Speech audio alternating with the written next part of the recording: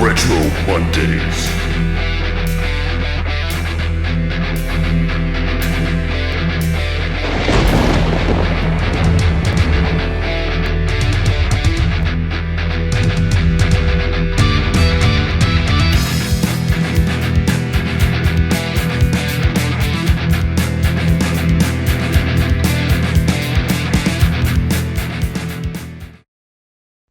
Hey, what's happening, gamers? Welcome back to another Retro Monday, where the goal of the show is to turn your Monday into a fun day. For today's classic game, I'm joined by the one and only Dodger from the Game Station to look at Disney's Aladdin for the Super Nintendo. Hey, Brooke, how's it going? Going very well. Excited to talk about this game. My brother and I actually played through Aladdin together when I was younger, and I remember it very fondly. So it's definitely one of the classics as far as movie-inspired games go for me.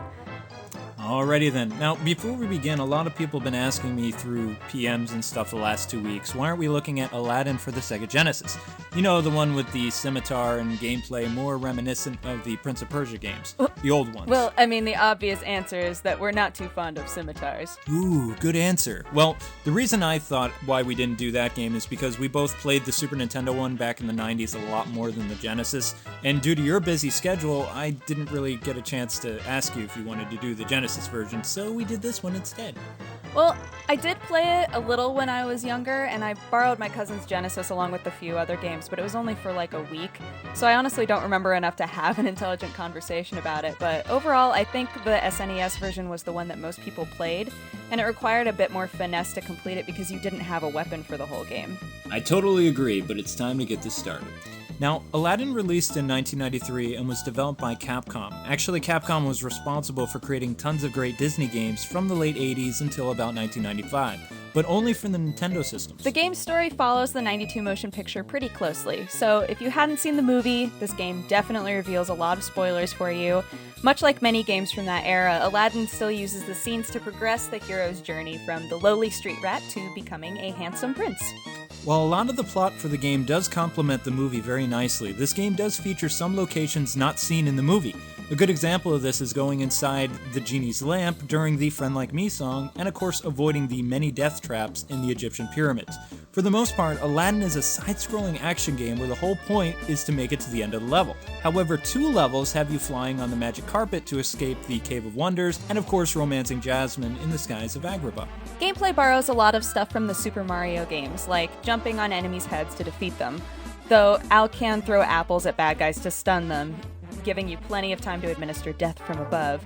But jumping and platforming go hand in hand with this game, and throughout the game you will come across poles or beams that Aladdin can swing on to help him reach the next ledge. He also uses a sheet to glide around by pressing the top buttons, which makes the games a lot more fun to play if you remember to pick it up from the first level. Each stage has different colored gems scattered around.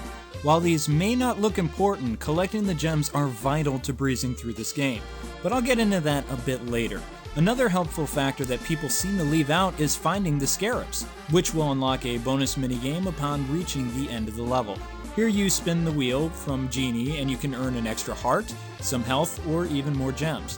While it pains me to do this, Brooke, no game is perfect and all of them have blemishes and bumps, so if you don't mind, why don't you kick off the bad aspect? Oh, well, you know, for the most part, I really do love this game, but there are a couple things that I was not a fan of, and being based on a movie, there are always going to be changes to the storyline for the sake of making the game longer, and in this game specifically, it stuck out and felt kind of like a hindrance, specifically that entire stage about Abu escaping into an ancient pyramid. You had to chase him in there, and the music was great in the stage, but it just felt very out of place for me. Yeah. What about you, K-Wing? What stuck out to you as a negative? Yay, I get to play the bad guy now. Let the trolls come out from under their bridges. Not a fan of the Cave of Wonders personally, Brooke, mainly because here it seems like the platforming is horribly broken. It is super easy to slip off the ledges and just fall in the water. A great example of this point is where Al is hanging on these stalactites and you can't see to drop down onto the logs below, so what happens is Aladdin ends up falling into a watery grave down below. You know, I always associate the Cave of Wonders with the carpet lava level, which is like my favorite level in the entire game for some reason. But you're absolutely right. Every section leading up to the end of that stage is very hard to navigate and definitely frustrating, and I had to play those levels a few times just to make sure that I could actually complete it correctly. Yeah, exactly. That's definitely frustrating. See, if the developers would have added a way to actually see where you were to land, this part wouldn't have been so bad. It really wouldn't have. But even for a skilled player, one can still lose a ton of lives before completing it. To break from structure, I too like the lava level too. It's pretty cool. Now back to the video. Now, my last two issues with this game are the sword guys in the last couple levels, and of course, Genie's world. Even though I know people like Genie and wish they had a friend like him. Wait, hold up. Why the sword guys? Why not? Just kidding. Well, you see, the game says that apples, and I quote, are used to stun every single enemy in the game, right? Yet these dudes seem to have mastered the art of dodging, and apples are useless against them. That's mean. So that made me not like them so much as a kid. And now as an adult, I just drop flaming pots of death on them and watch them burn. As for the Genie, well, his stage is okay, but it gets too repetitive for my taste. It just seems like filler and pointless platforming. I totally agree with that. It got boring. Also, in that level, the flying pots with bird feet are a little bit disturbing for me. Anyway, maybe we should move on. Let's talk about the good! Yay! Oh no, you're channeling my wife. Terrifying. I mean, good! Great! Anyway, you brought up some really good bad points about this, and new folks watching this, please put away your pointy sticks and torches until after this section, okay? Both B and myself like this game and have a lot of fond memories of it. In fact, I enjoyed the movie so much as a child that I bought this game with money I saved from odd jobs back in '93, and a lot of raking. Plus, it had some really cool acrobatic goodness and very clever platforming elements, but then again, it was a Capcom game, so they were known for that kind of thing. It seems I always talk about graphics and music during this segment, but I think I will let the lady handle that if you don't mind. Well, of course, thank you. Well, as far as the graphics go, many people contest that the Genesis version of the game is best because it actually was animated by Disney and they actually used cells in it. But despite that fact, I think the Snes version is still, it's a different game from the Genesis one, but the graphics are still ahead of their time and very engaging. The animated action is very fluid, and the aesthetic feel of all of the levels is really spot on, and honestly, as far as the score goes, the music is directly taken from the movie, and the music in the movie is great, so I was a fan of it. It's catchy, and it's fun, and it suits all of the levels very well, and anyone who has seen the movie can hum along, and that's fun. I couldn't have said it any better, Brooke. I really like the musical arrangements from this game, and I feel that they did a great job tributing the famous compositions. In my humble opinion, there are two things that really made this game shine like a diamond in the rough for me. Using the sheet to slow down your descent, and the awesomeness that is the gems. Since I'm in a freakazoid mood at the moment, and you're making me kinda zany, I'll start with number 2 first for the state of consistency, the gems. You do remember Freakazoid, right?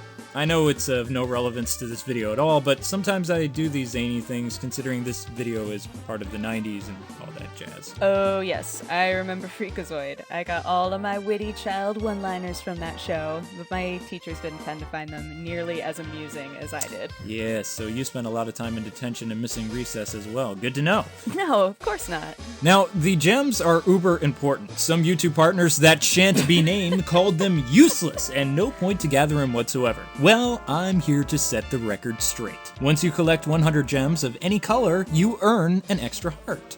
So what do the extra hearts do?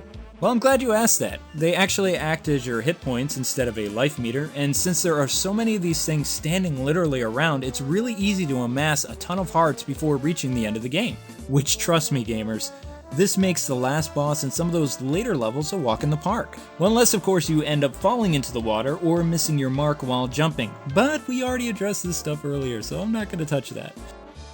Finally, my other reason for liking this game is Aladdin's glide ability. This is yet another thing reviewers and gamers today seem to miss out on when playing this game, which I don't understand. Being able to glide over the vast gaps or to reach a red gem are pretty cool and instantly remove a lot of the platforming issues surrounding this game.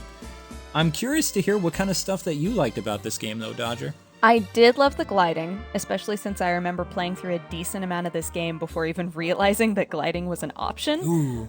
So at the time, it felt kind of like I was cheating because it added so much ease to this game with a lot of hard-to-reach places.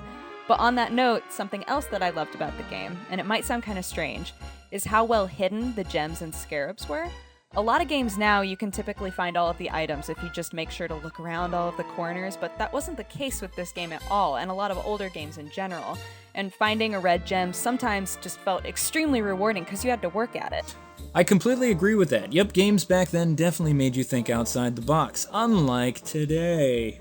For its day, Aladdin was a great platforming game for the Super Nintendo instead of going the more action route like its Genesis counterpart. The SNES game fit in nicely with its target audience, if I may say. Gameplay was very precise most of the time, and the learning curve wasn't too bad, especially if one learns that apples are only good for taking out smaller enemies and stunning others. Replay is decent on this game, and players can use a password system too, like most Capcom games. And then you can revisit any past level that you liked. But I digress. As far as Capcom games go and platforming, Aladdin for the Super Nintendo is definitely a treasure worth seeking. Plus, it goes pretty cheap these days on Amazon and eBay too.